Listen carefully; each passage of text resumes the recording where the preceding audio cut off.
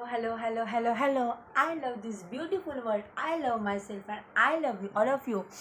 आज मैं बात करने वाली हूँ हम जैसे बोलते हैं कि नेगेटिव नहीं होना चाहिए, नेगेटिविटी से दूर रहो, बट क्या सच में ऐसा पॉसिबल है? रियलिटी में ऐसा होता है क्या कि हम नेगेटिविटी से बाहर आ सकते हैं? हमेशा हमारे साथ अच्छा ही हो, ऐसा कभी हो सकता है क्या कि हमेशा हमारा जो परिस्थिति है या जो आजू बाजू का वातावरण है, जो लोग हमारे साथ रहते हैं, वो हमेशा पॉजिटिव रहे? नहीं, ये कभी नहीं हो सकता। इसलिए मैं आपको ये बोलना चाहती हूँ कि जब भी आप के सामने ऐसी सिचुएशन आए कि सब कुछ नेगेटिव, सब कुछ बिखरा हुआ है, तो एक ही सोचो कि उस नेगेटिव में कुछ तो भी अच्छा छुपा हुआ है, उसको ढूंढने का प्रयास कीजिए आप।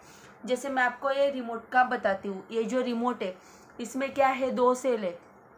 ये 2 सेल क्या काम करते हैं? देखो, एक है, आपको दिख रहा होगा तो ये एक प्लस है, एक प्लस और एक माइनस है, और यहाँ पे भी एक प्लस और एक माइनस है। जब ये दोनों प्लस और माइनस मिलते हैं तभी ये रिमोट स्टार्ट होता है।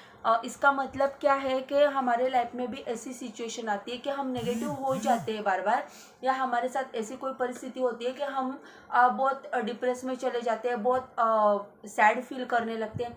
तो तब हमें उस सिचुएशन में देखना चाहिए कि सिचुएशन आई क्यों, उसे पॉजिटिव तरीके से लीजिए, उसमें ढूंढिए। हमें हमारे माइंड को वैसे ट्रेन करना पड़ेगा कि जो भी नेगेटिव सिचुएशन है वो क्यों आई है, उसमें से कुछ ना कुछ अच्छा निकलेगा।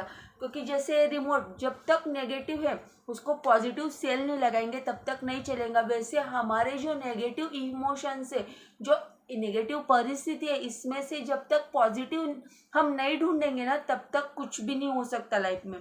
तो मैं यही कहना चाहती हूँ, जैसे हम छोटे थे तब क्या करते थे, छुपन छुपाई का खेल खेलते थे, हाइड एंड सीक, है ना। तो जो छुपता था या जो ढूंढता था उसे पता रहता था कि ये कहाँ पे छुपा हुआ है, या छुपता था जो, उसको पता रहता था कि ये कैसे क्या मुझे ढूंढ लेगा, या इसको ये प्लेस पता है तो हम यहाँ पे नहीं। तो जिसको छुपना या ढूंढना पसंद है, वैसे ही हमें क्या करना है कि जो नेगेटिव सिचुएशन है वहाँ पे पॉजिटिविटी कहाँ पे छुपी हुई है वो हमें ढूंढना जरूरी है। और ये स्टार्ट कब होगा? जब हमारे माइंड को ट्रेन करेंगे तभी हो सकता है।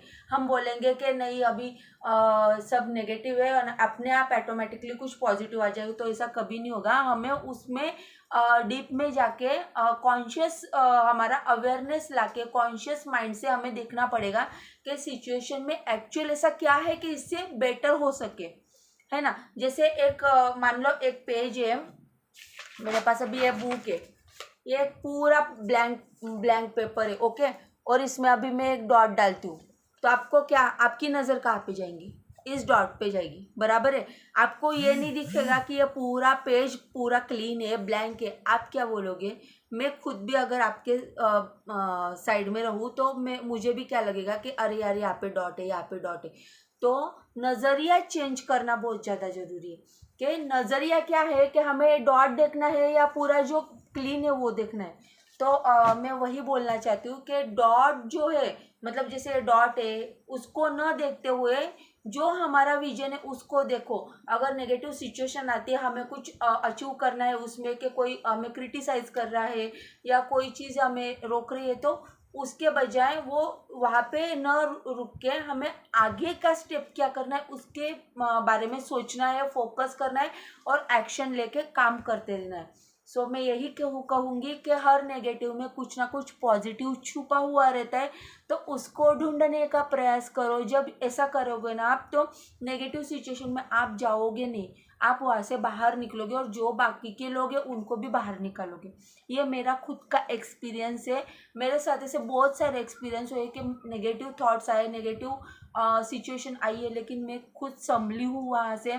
मैंने बहुत सारा वहाँ से सीखा है, क्योंकि मैं भी एक टाइम मेरे पास भी ऐसा था कि मैं डिप्रेशन में पूरा जाने वाली थी, लेकिन मैंने खुद को कवर किया। वो क्यों हुआ? क्योंकि मैं स्पिरिचुअल से जुड़ी थी और मुझे ये सब चीज़ें पता थी, इसलिए मैंने इसको फॉलो किया और मेरे लाइफ को मैंने पूरा चेंज किया। सो मैं आपको भी यही बोलूँगी कि आप भी आपके लाइफ में जो भी नेगेटिव सिचुएशन आए, तो उसको कैसे हैंडल करना है वो आपके माइंड को आपको सिखाना है। ना कि ऐसा नहीं कि नेगेटिव सिचुएशन, ये पर्सन नेगेटिव है तो उसको छोड़ दे। ये पूरा गलत है। आप फॉलो करो, आप खुद पे वर्क करो और आपका माइंड जो है उसको अलग ट्रेनिंग दो। तो और ज़्यादा जानने के लिए आप मेरा चैनल सब्सक्राइब कीजिए, ताकि आपको ऐसी अच्छी अच्छी इंफॉर्मेशन मिलती रहे। And thank you so much मुझे पेशेंसली सुनने के लिए। और मेरी बातें समझ में आई होंगी तो प्लीज़ कमेंट में लिखना कि आपको क्या समझा, और अगर आपको कोई और वीडियो चाहिए तो वो भी बताना।